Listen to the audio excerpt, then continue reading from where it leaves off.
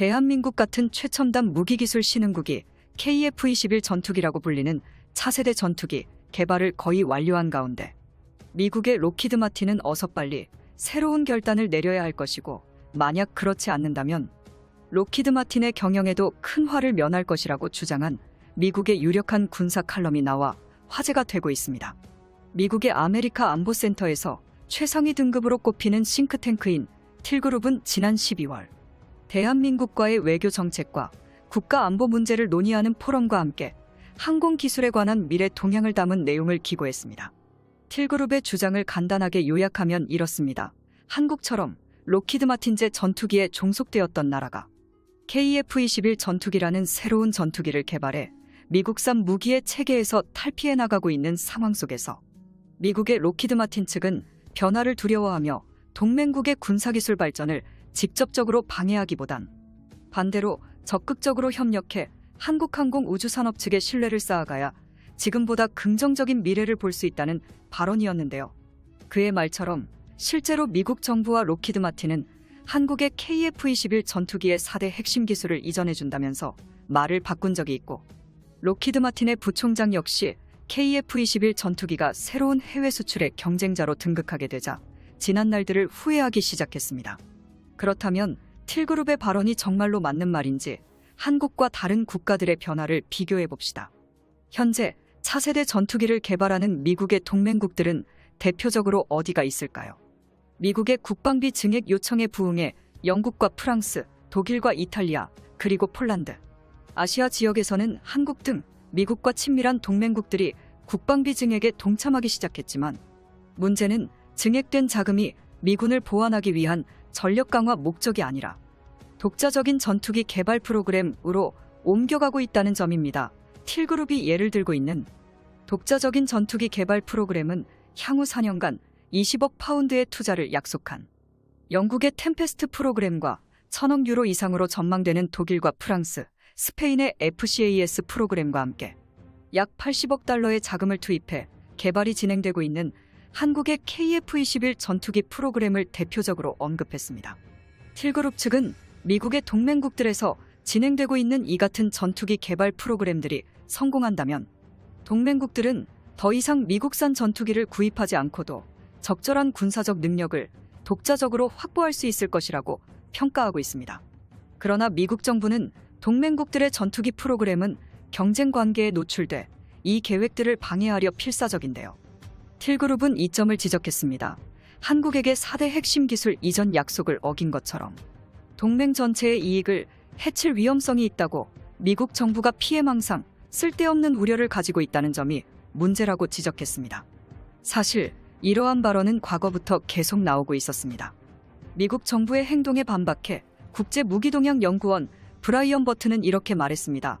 각 동맹국들의 전투기 개발 프로그램은 장래의 위협이나 전쟁 환경의 설정이 다르기 때문에 스텔스 성능과 전투기의 성능, 금융 환경과 작전 환경, 무기 탑재량과 데이터 통신 등에 대한 각국마다 생각이 다르며 차세대 전투기에 대한 요구 요건이 제각각이어서 그들에게 가장 효율적인 무기를 개발하고 있는 것이죠.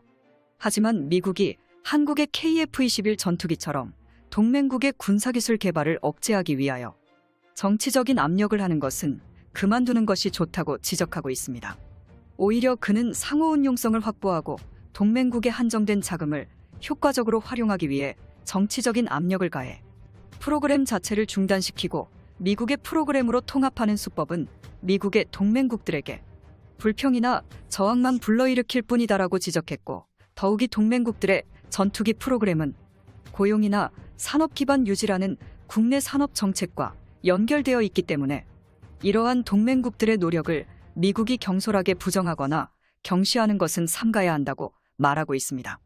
반대로 그는 러시아나 중국에 대두하고 있는 상황에서 단독으로는 대처할 수 없는 안전보장상의 위협에 노출되어 있는 미국이 전부터 동맹국가의 협력 기회를 방해하는 나쁜 버릇에 사로잡혀 있다라고 지적했고, 동맹국들과의 논의나 공동 작업에 방해가 되는 이러한 버릇을 고쳐야 한다고 말하고 있습니다.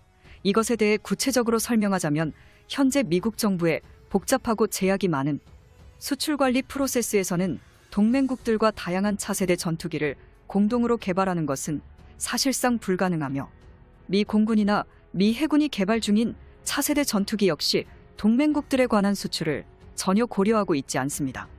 이러한 미국의 정책이 동맹국들로 하여금 독자적인 전투기 개발을 강행하게 만든 주요한 이유라며 미국은 무의미한 절차만 중시하고 있는 관공서 업무와 결별하고 동맹국과의 공조 기회를 되찾아야 한다고 주장하고 있습니다. 즉 러시아나 중국의 위협에 대항하기 위해 동맹국들이 추진하고 있는 전투기 프로그램과의 상호 운용성을 확보하거나 가능하면 동맹국들과의 중복되는 기술에 대한 투자를 피하기 위해서 미국 정부는 얽히고 설킨 정책이나 절차와는 결별해야 한다는 의미입니다. 반면 미국 정부의 새로운 접근법으로 차세대 전투기 개발에 필요로 하는 기술을 동맹국들에게 제공하거나 공동 개발함으로써 동맹국 간의 연대를 확보해야 한다고 제안했습니다. 미국에서는 로키드 마틴과 보잉, 노스롭, 그루먼 등의 기업들이 디지털 엔지니어링 기술을 자체 개발하여 인프라를 구축해왔습니다. 이 세 개 기업이 구축한 디지털 엔지니어링 기술은 기술 검증용 항공기를 포함해 시험 제작에 많은 시간과 자금을 투입했다라고 알려져 있습니다. 그런데 이것을 다르게 생각해보면 새로운 부작용을 낳을 수도 있는 게 현실입니다.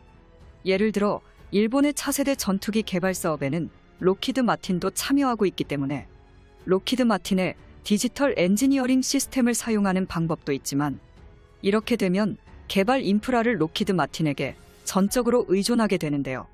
역사적인 디지털 엔지니어링을 이용한 개발 인프라를 정비할 수 없기 때문에 일본의 항공기 개발은 앞으로도 로키드 마틴에게 계속 의존하게 될 가능성을 일본의 군사 전문가들은 우려하고 있습니다.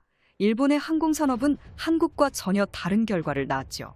이 같은 생각은 그가 보잉에서 맡고 있는 국제사업의 경험을 바탕으로 한 견해이기 때문에 미국 정부나 군의 생각을 반영한 것은 아니지만 미 국방부에서는 유럽의 차세대 전투기들과 상호 운용성을 확보하기 위한 협의가 필요하다는 인식을 표명하고 있기 때문에 전혀 틀린 말은 아닙니다.